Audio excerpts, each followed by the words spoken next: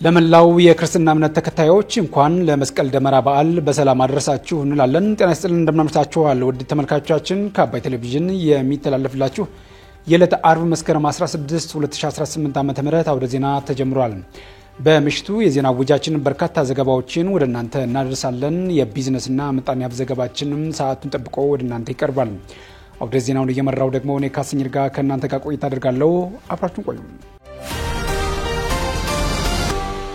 በመጀመሪያው ክፍለ ጊዜ የመረጃ ጥንቅራችን የመስቀል ደመራ በዓል አዲስ አበባን ጨምሮ በተለያዩ አካባቢዎች መከበሩን ጠቅላይ ሚኒስትር አብይ አህመድ በቀጣይ ከፑቲን ጋር የሚኖራቸው ቀጣይ ስብሰባ በአዲስ አበባ ይሆናል የሚል ልባዊ ተስፋ እንዳላቸው መግለጻቸውና በደቡብ ጎንደርና በጎጃም አካባቢዎች ያለው የሰላም ጸጥታ ሁኔታ በርካታ ለውጦች የታዩበት እንደሆነ አመራሮች ማስታወቃቸውን ጨምሮ ሌሎች ጉዳዮችን ወደ እናንተ እናደርሳችኋለን።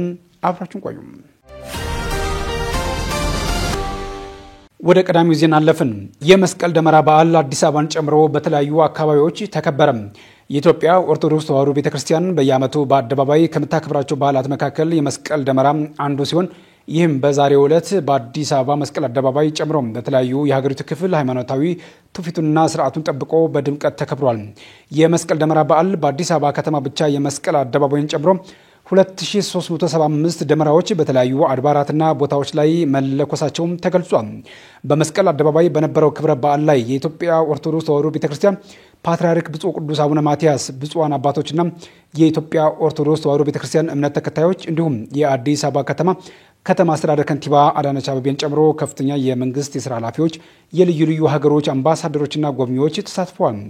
በዓሉን በማስመልከት ጠቅላይ ሚኒስትር ዶክተር አብይ አህመድ በማህበራዊ ትስስር ገጻቸው ባስተላለፉት የእንኳን አደረሳቸው መልእክትም የኢትዮጵያ እውነት እንደ መስቀሉ ሁሉም አቧራውን ጥሶ አፈሩን አፍልሶ ቆሻሻውን ደርምሶ ይገለጣል ብለዋል። የወጓት ያዩዋታል፣ ከላይ ሆነው እንዳዩዋትም ሁሉ ከታች ሆነው ይገርሙባታል ሲሉ አስፍረዋል። በመደመር ደመራ እየተመራን በትጋት እየቆፈርን የኢትዮጵያን ብልጽግና እናወጣዋለን ብለዋል። ይህ ዓመት የኢትዮጵያን ብርሃን ሲወጣ የምናይበት ይሆናል ሲሉም ጨምረው ገልጸዋል።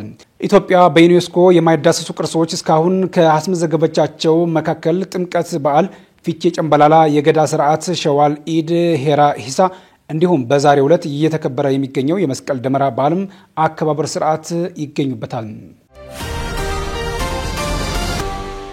7 ሳይቶች ገንብተን አስረክበናል። ቴምር ሪል ስቴቶች ነን። አሁን ደግሞ ሙሉ ክፍያ ለሚከፍሉ ደንበኞቻችን ከ30 እስከ 35% በሚደርስ ቅናሽ ከ5 ሚሊዮን ብር ሙሉ ክፍያ ጀምሮ አፓርትመንት ቤቶችን በፒያሳ፣ በአያት፣ በሶማሌ ተራና በጋርመንት በሚገኙ የመኖሪያ ህንጻዎቻችን ላይ ልዩ ቅናሽ አዘጋጅተናል። እንዲሁም ምቹ በሆነ አከፋፈል ከ10% ቅድመ ክፍያ ጀምሮ ያለወለድና የግንባታ ዕቃ ጭማሪ በኢትዮጵያ ብር ይገበያዩ። ይህ ዕድል ለአጭር ጊዜ ብቻ የሚቆይ ስለሆነ አሁኑኑ በ0984 00 0520 ላይ ይደውሉ። ጠቅላይ ሚኒስትር አብይ አህመድ በቀጣይ ከፑቲን ጋር የሚኖራቸው ቀጣይ ስብሰባ በአዲስ አበባ ይሆናል የሚል ልባዊ ተስፋ እንዳላቸው አስታወቁም። ጠቅላይ ሚኒስትር አብይ አህመድ ትናንት ማምሻውን በሩሲያ መዲና ሞስኮ ያገኟቸው ፕሬዝዳንት ቭላዲሚር ፑቲን ቀጣዩ ስብሰባችን አዲስ አበባ ይሆናል የሚል ልባዊ ተስፋ አለኝ ብለዋቸዋል። ታላቁ ህዳሴ ግድብ በተመረቀበት የጳጉሜ 4 ክስተት ላይ ኢትዮጵያ በቅርቡ ማመንጨት ትጀምራለች ስላሉት ለሰላማዊ ዓላማ ብቻ የሚውል የኒውክሌር ኃይል መረጃ መስጠታቸውን ተከትሎ ጉዳዩ መነጋገሪያ ሆኖ ቆይቷል። ትናንት ደግሞ ጠቅላይ ሚኒስትሩ በሩሲያ የዓለም አቶሚክ ጉባኤ ላይ ተገኝተዋል። በጉባኤው ላይ የሩሲያው ፕሬዝዳንት ቭላዲሚር ፑቲን፣ የቤላሩሱ ፕሬዝዳንት አሌክሳንደር ሉካሼንኮ፣ የዓለም አቀፉ የአቶሚክ ኤነርጂ ኤጀንሲ ዋና ዳይሬክተር ራፋኤል ማሪያኖ እና ሌሎችም ተሳታፊ መሆናቸውን ተመልክተናል። በጉባኤው ላይ ተገኝተው ንግግር ያደረጉት ጠቅላይ ሚኒስትር አብይ አህመድ የኒውክሌር ኃይል ለሀገሪቱ የረጅም ጊዜ ልማት ወሳኝ ነው ያሉ ሲሆን ጎን ለጎን ከነዚህ አካላት ጋር ውይይት ማድረጋቸውን አሳውቀዋል። ከፑቲን ጋር በነበራቸው ውይይት ጠቅላይ ሚኒስትር አብይ አህመድ በድጋሚ እንኳን ወደ ሞስኮ መጡ። ኢትዮጵያ በአፍሪካ ለረጅም ጊዜያት ያለችን ጠንካራ ወዳጃችን ናት። ይህ የሁለትዮሽ ግንኙነታችንንም ተጠናክሮ ይቀጥላል ሲሉ የሩሲያው ፕሬዝዳንት ተደምጠዋል። ከ1898 ጀምሮ የኢትዮጵያና ሩሲያ ዲፕሎማሲያዊ ግንኙነት ዓመታትን ዘልቋል ያሉት ፑቲን በዚህ ወቅትም በንግድና ተያያዥ ጉዳዮች ጭምር የሚታየውን እድገት ማስቀጠል አለብን በማለት ተስፋቸውን ገልጸዋል። It has been almost a year since we met last time in Kazan for the BRICS summit. I sincerely hope that our next meeting will be in Addis Ababa. ለመጨረሻ ጊዜ ተገናኘነው በካዛን ከተማ በተካሄደው የብሪክስ ስብሰባ ላይ ነበር። ጊዜው 1 ዓመት ሊደፍን ነው። ቀጣዩ ስብሰባችን ደግሞ አዲስ አበባ ላይ እንደሚሆን ልባዊ ተስፋ አለኝ። እርሶም እንዳሉት ጠንካራ የሁለትዮሽ ግንኙነት አለን። ጠቅላይ ሚኒስትር አብይ አህመድ በበኩላቸው ፑቲን እንዳሉት የኢትዮ ሩሲያ ግንኙነት ጠንካራ መሆኑን ገልጸው ለኔና ለልኡኬ ለተደረገው ግብዣም አቀባበልም ምስጋናዬ ከፍ ያለ ነው ብለዋል። ጠቅላይ ሚኒስትር አብይ ፑቲን በቀጣይ ስብሰባ አዲስ አበባ ላይ እንደሚገኙም ተስፋቸውን ገልጸዋል። ጠቅላይ ሚኒስትር አብይ በጉብኝታቸው ኢትዮጵያና ሩሲያ የሚኖራቸው የጋራ ተጠቃሚነት ላይ የተመሰረተ ወዳጅነት ወደ ተሻለ ምዕራፍ እንደሚሸጋገርም ተስፋቸውን አንጸባርቀዋል። በደቡብ ጎንደርና በጎጃም አካባቢዎች ያለው የሰላምና ጸጥታ ሁኔታ በርካታ ለውጦች የታዩበት እንደሆነ አመራሮች አስታወቁም። ምክትል ኢታማዦር ሹሙ ጀነራል አበባው ታደሰ በተገኙበት በባህር ዳርና በጎንደር ከተሞች በወቅታዊ የሰላምና የጸጥታ ጉዳዮች ላይ የሚመክር መድረክ ተካሂዷል። በባህር ዳር በተካሄደው የውይይት መድረክ የጦር ኃይሎች ምክትል ኢታማዦር ሹም ጀነራል አበባው ታደሰም፣ የአማራ ክልል ግብርና ቢሮ ኃላፊ ዶክተር ድረስ ሳህሉና ሌሎች ከፍተኛ መሪዎች ተገኝተዋል። በዚህም በደቡብ ጎንደርና በጎጃም ቀጠና ያለው የሰላምና ጸጥታ ሁኔታ በርካታ ለውጦች የታዩበት እንደሆነም በውይይቱ ተነስቷል። በተመሳሳይ በጎንደር ቀጠና ያለው የሰላምና ጸጥታ ሁኔታ በርካታ ለውጦች የታዩበት እንደሆነ ደግሞ በጎንደር ከተማ በተካሄደው የውይይት መድረክ ላይ ተነስቷል።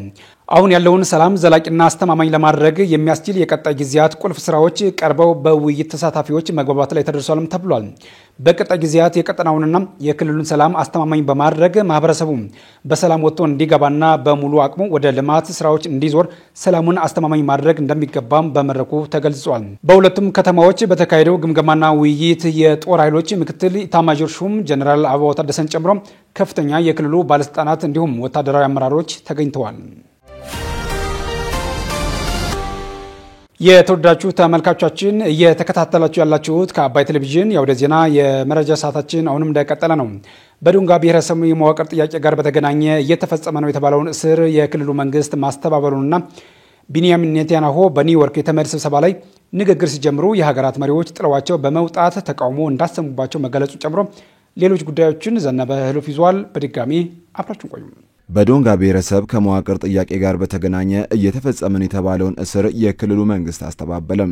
የዶንጋ ህዝብ ዲሞክራሲያዊ ድርጅት ዶህዴድ ከፍተኛ አመራሮች ከትናንት በስቲያ በሰጡት ጋዜጣዊ መግለጫ የዶንጋ ብሔረሰብ የራሱን እድል በራስ የመወሰን መብት ተጠቃሚ አልሆነም በሚል ከክልል እስከ ዞን በሚገኙ የመንግስት ኃላፊዎች ላይ ቅሬታ አቅርበዋል። የዶንጋ ህዝቦች ዲሞክራሲያዊ ድርጅት ብሔረሰቡ የመስቀል በዓልን እንዳያከብር ተደርጓል በማለትም የክልሉን መንግስት መዋቅር ከሰዋል። የድርጅቱ ሊቀመንበር አለሙ ከበደ፣ ምክትል ሊቀመንበሩ አቶ ለገሰ ለመንጎ እና የፓርቲው የድርጅት ጉዳይ ኃላፊን አቶ ደነቀ ዲጀጎን ጨምሮ ሌሎች አመራሮች በሰጡት ጋዜጣዊ መግለጫ ላይ ዶንጋ የቀድሞ ከምባታ ሀላባና ጠምባሮ ዞን መስራች ከሆኑ ብሔረሰቦች አንዱ መሆኑን አውስተው በአዲሱ ክላስተራዊ አደረጃጀት የማዕከላዊ ኢትዮጵያ ክልል መስራች ብሔረሰብ ስለመሆኑ አመልክተዋል። ይሁንና እንደ መስራች ብሔረሰብነቱ በህገ መንግስቱ የተሰጡትን መብቶች ሊጠቀም አልቻለም ያሉት ሊቀመንበሩ የዶንጋ ብሔረሰብ እያቀረበ ያለው የልዩ ወረዳ አደረጃጀት ጥያቄ ምላሽ እንዲሰጠው ጠይቀዋል። በአካባቢው ይህን ጥያቄ የሚያነሱ ወጣቶችና ፖለቲከኞች ዱራሜ ከተማ በሚገኘው ማረሚያ ቤት በእስር ላይ እንደሚገኙና ፓርቲው ሀደሮ ከተማ ውስጥ ሰላማዊ ሰልፍ የማድረግ መብቱን እንደተነፈገም ፓርቲው ገልጿል። ፓርቲው ሀደሮ ከተማ ውስጥ ሰላማዊ ሰልፍ የማድረግ መብቱን እንደተነፈገም የፓርቲው አመራሮች ገልጸዋል። የብሔሩ ተወላጆች የብሔረሰቡን ባህል ልብስ ለብሰው ሀደሮ ከተማ ውስጥ የመንቀሳቀስ መብታቸውን ተነፍገዋል ሲሉ የተደመጡት አቶ አለሙ ባህላዊ አልባሳቱን የመስቀል በዓል በሚከበርበት ወቅት ለብሰው የተንቀሳቀሱ ወጣቶች ራቁታቸውን የመታሰር በደል ደርሶባቸዋል ብለዋል። ለዚህ ቅሬታና ክስ ምላሽ እንዲሰጡ አባይ ቴሌቪዥን የሀደሮ ከተማ ከንቲባ አቶ አበራ ታፈሰን በስልክ የጠየቀ ቢሆንም በአካል ካልመጣችሁ በስልክ ለሚዲያ ምላሽ አንሰ ብለውናል። ይህን ጉዳይ አስመልክቶ የማዕከላዊ ኢትዮጵያ ክልል ሰላምና ጸጥታ ቢሮ አቶ ተመስገን ካሳ ለቲክቫ ኢትዮጵያ በሰጡት ምላሽ ሰው ጥያቄ ጠየቀ ተብሎ አይታሰርም፣ ግን ለጥያቄው በሚሄድበት መንገድ እቃ የሚሰበር ከሆነ መንግስት ስርዓት ያስይዛል ሲሉ ተናግረዋል።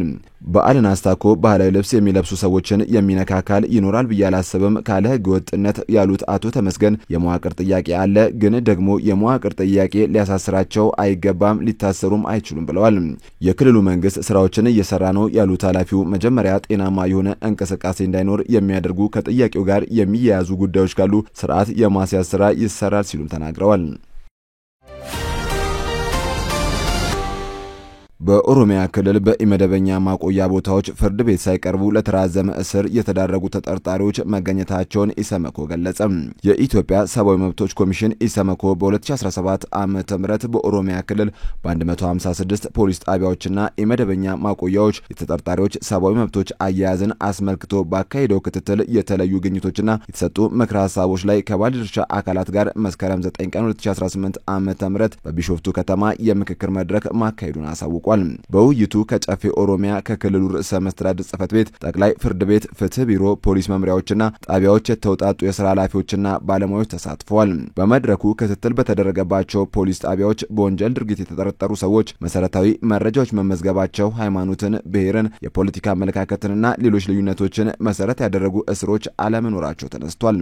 ስልታዊ የሆነ ድብደባ በተጠርጣሪዎች ላይ የማይፈጸም መሆኑ፣ ተጠርጣሪዎች በቤተሰቦቻቸው በጠበቆቻቸውና በሌሎች ዘመዶቻቸው እንዳይጎበኙ ክልከላ አለመደረጉን ጨምሮ ሌሎች ጉዳዮች በጠንካራ ጎን ተጠቅሰዋል።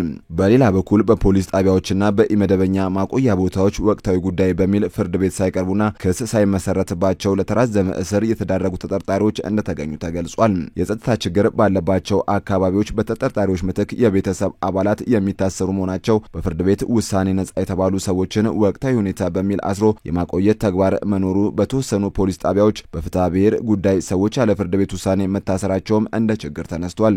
ተጠርጣሪዎች በቁጥጥር ስር ሲውሉ እና በምርመራ ወቅት ዛቻ፣ ማስፈራራትና ድብደባ መፈጸሙ፣ ከአካባቢያቸው ርቀው የታሰሩ ተጠርጣሪዎች ለምግብ እጦት መዳረጋቸውና ገዝተው ለመጠቀም ምግብ ቤቶች በአቅራቢያ ለመኖራቸውን ጨምሮ ሌሎች ችግሮች በተግዳሮትነት ተነስተዋል። የኦሮሚያ ፖሊስ ኮሚሽን ምክትል ኮሚሽነር ጀነራል ዘሪሁን ዱጉማ ኢሰመኮ በየዓመቱ የሚያቀርባቸው የክትትል ሪፖርቶች ለተጠርጣሪዎች ሰብአዊ መብቶች መከበር የፖሊስ ተቋማት ለሚያከናውኗቸው ተግባራት ጠቃሚ ግብዓት መሆናቸውን በመጠቆም ክፍተቶች እንዲታረሙ እንሰራለን ብለዋል። ቤንያሚን ኔታንያሁ በኒውዮርክ የተመድ ስብሰባ ላይ ንግግር ሲጀምሩ የሀገራት መሪዎች ጥለዋቸው በመውጣት ተቃውሞ አሰሙባቸው። በአሜሪካን ኒውዮርክ እየተካሄደ ባለው 80ኛው የተመድ የመሪዎች ስብሰባ ላይ የተገኙት የእስራኤሉ ጠቅላይ ሚኒስትር ቤንያሚን ኔታንያሁ ንግግር በሚያደርጉበት ወቅት የሀገራት መሪዎች ጥለዋቸው በመውጣት ተቃውሟቸውን አሰምተዋል። በጋዛ በሚካሄደው ጦርነት ከፍተኛ የሰብአዊ መብት ጥሰት ፈጽመዋል በሚል ከዓለም ሀገራት ክስ የሚቀርብባቸው ኔታንያሁ ዌስት ባንክን ከፍልስጤማውያን ነጥቀው የእስራኤል አካል ለማድረግ እንቅስቃሴ መጀመራቸው ደግሞ ተቃውሞውን ከፍ አድርጎታል። የቡድን 7 ሀገራቱን ዩናይትድ ኪንግደም፣ ፈረንሳይና ካናዳን ጨምሮ በርካታ ሀገራትም ለፍልስጤም የሀገርነት እውቅና እየሰጡ ነው። ከዚህም ባሻገር ኔታንያሁና መንግስታቸው እየፈጸሙት ያሉት የሰብአዊ መብት ጥሰት ዓለም አቀፍ ቁጣን እንደቀሰቀሰ እየተዘገበ ነው። የዚህ ቁጣ ማሳያ የሆነው ተቃውሞም በተመድ አጠቃላይ ስብሰባ ላይ አዳራሽ ለቆ እስከ መውጣት ደርሷል። በሌላ በኩል የዩናይትድ ስቴትስ ፕሬዝዳንት ዶናልድ ትራምፕ ቤንያሚን ኔታንያሁ በእስራኤል ወረራ ስር ያለው ዌስት ባንክን ወደ ግዛታቸው እንዲቀላቀሉ አልፈቅድም ብለዋል። የእስራኤሉ ጠቅላይ ሚኒስትር ቤንያሚን ኔታንያሁ ዛሬ አርብ በተባበሩት መንግስታት ድርጅት ጠቅላላ ጉባኤ ላይ ንግግር ከማድረጋቸው ቀደም ብሎ በኦቫል ኦፊስ ለጋዜጠኞች ሀሳባቸውን የሰጡት የአሜሪካው ፕሬዝዳንት እስራኤል ዌስት ባንክን እንድትቀላቅል አልፈቅድም፣ አይሆንም ብለዋል። የቅዱሳን ስዕላትን በመቅደድ በማህበራዊ ሚዲያ ላይ ስታሰራጭ የነበረችው ግለሰብ በቁጥጥር ስር ዋለች። ከሰሞኑ የቅዱሳን ስዕላትን በመቅደድ በማህበራዊ ሚዲያ ስታሰራጭ የነበረችውን ግለሰብ በቁጥጥር ስር መዋሉን የአዲስ አበባ ፖሊስ ጠቅላይ መምሪያ አስታውቋል። ቤተልሔም ሚሊዮን ሳሉ የተባለችው ግለሰብ ሰሞኑን የቅዱሳን ስዕላትን በመቅደድ በማህበራዊ ሚዲያ ማሰራጨቷ ይታወቃል።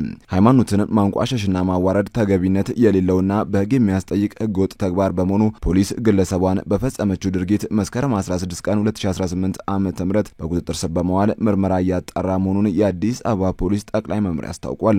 የቅዱስ ሲኖዶስ ዋና ጸሐፊ አቡነ ዲዮስቆሮስ የስዕል አድህኖ መቀደድ አግባብ ስላልሆነ በመንግስት በኩል ተገቢው የቤተክርስቲያኗን ክብርና መብት የሚጠበቅበትና ስዕል አድህኖን በመቅደድ ኦርቶዶክሳውያንን በማስቆጣት ሁከትና ብጥብጥ ለመፍጠር በሚንቀሳቀሱ አካላት ላይ መንግስት አስፈላጊውን የእርምት እርምጃ እንዲወስድ ለአዲስ አበባ ከንቲባ ወይዘሮ አዳነች አቤቤ መግለጻቸውን ቤተክርስቲያኗ አሳውቃ ነበር። ይህንን የዋና ጸሐፊውን ሐሳብም ከንቲባ አዳነች አቤቤ ሙሉ በሙሉ በመቀበል በድርጊቱ ማዘናቸውን ገልጸው በጉዳዩ ዙሪያ ተገቢው ክትትል ተደርጎ እርምት እንደሚወሰድ ማረጋገጣቸውን የቤተክርስቲያኗን ሕዝብ ግንኙነት መምሪያ ዋቢ አድርገን መዘገባችን ይታወሳል። ከአባይ ቴሌቪዥን የምሽት ዘገባዎች እንደቀጠሉ ናቸው። ውድ ተመልካቾቻችን፣ አሁን ደግሞ የቢዝነስና ምጣኔ ሀብት ጉዳዮች የሚቀርቡበት ሰዓት ላይ ደርሰናል። መረጃዎቹን ዳሩ ሰላም ተሾመ ይዛለች። በድጋሜ አብራችሁን ቆዩ። ኢትዮጵያና ቻይና የቴክኖሎጂ ትብብራቸውን ማጠናከር የሚያስችል ስምምነት መፈራረማቸው ተገለጸ።